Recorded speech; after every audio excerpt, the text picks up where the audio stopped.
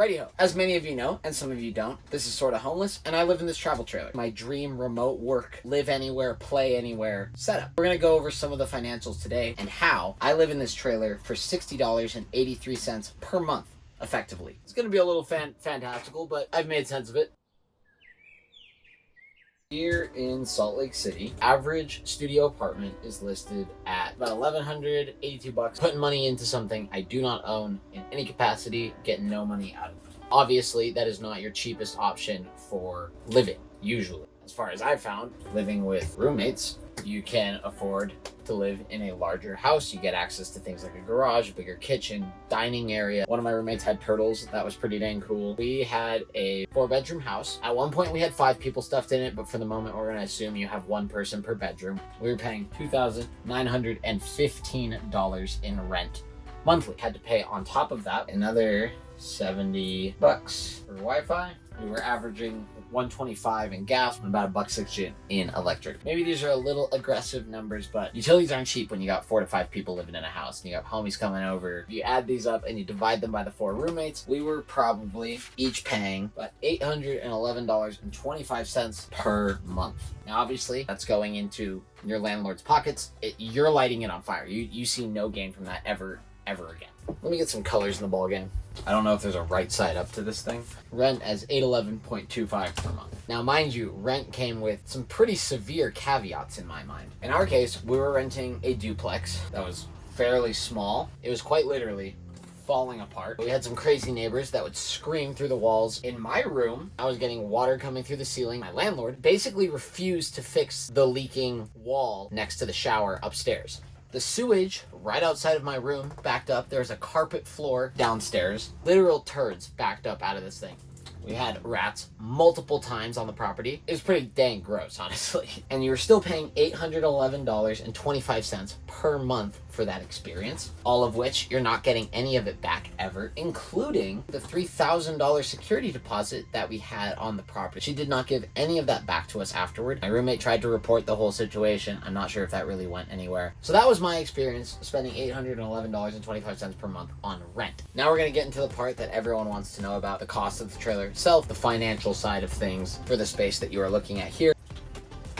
This trailer is an Imperial Outdoors Explore XR22, 2021 for those who care. Now, the off-the-lot brand new sticker price for the exact trailer that I am sitting in, $96,565 originally. However, I did not buy this trailer brand new. I purchased it secondhand. The original gentleman that owned it, he only took it out a couple of times, possibly 3, before he ended up selling it. I purchased this trailer for $60,000. There are 3 key upgrades added to the trailer before I got to it. He added a WeBoost cell signal range extender. The next key upgrade is the memory foam mattress on the bed up and above behind me, and the desk that I'm using in front of me, the basis of it, I added the computer and whatnot, but the desk itself was added by the previous owner. Normally there's a little bench right here. All right, before we get into the financing and the loan sort of statistics going on here, as I mentioned, I purchased this trailer for $60,000. However, when I purchased the trailer, and I didn't actually realize this until I got to the DMV to register the trailer, I purchased the trailer in Montana.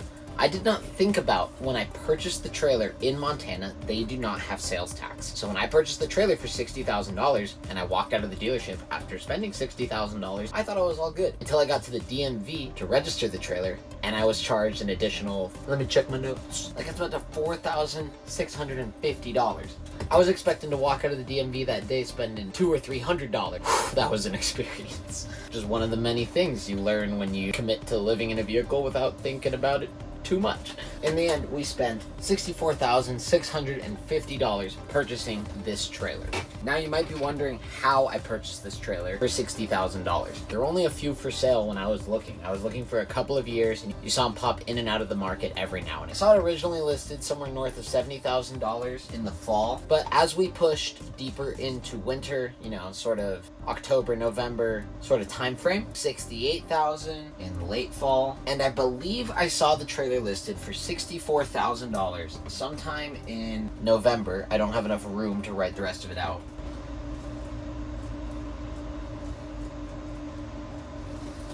My absolute top max, beyond my dreams, kind of a little bit scary number when purchasing a trailer to live in was going to be $60,000. This was too unreasonably close to my max dollar to pass up. So I called my buddy, incredible family friends over at Auto Connections Seattle, and I asked them how in the heck was I gonna talk these guys down from the $64,000 they had the trailer listed for to the $60K I needed it at. And they put it pretty simply. They said, you give me his phone number and I'll call him.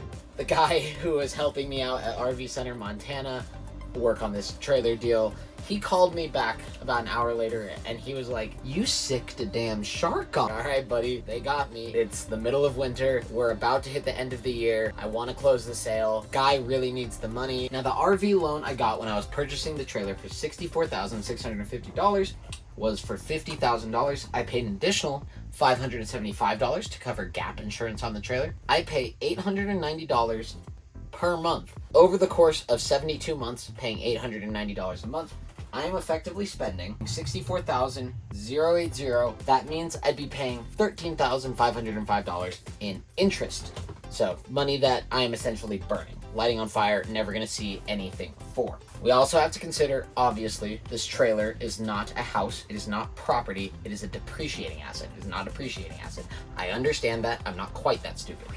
Close. I was paying $811.25 per month in rent. On the trailer, I'm paying $890 per month. I'm paying $57.98 for insurance. So in total, I'm paying $947.98 per month on the trailer. Now let's assume for a moment I never moved into the trailer and that I continue to rent for the 6 total years or 5 additional years that I will commit to living in this trailer. Now, mind you, my experience renting is my rent went up more than $100 every single year I was. My Googleage tells me that the rate of increase on rent is typically slower than that. In my area, rent typically increases about 5 to 11% per year. Let's use 10% because it's an easy whole number to deal with.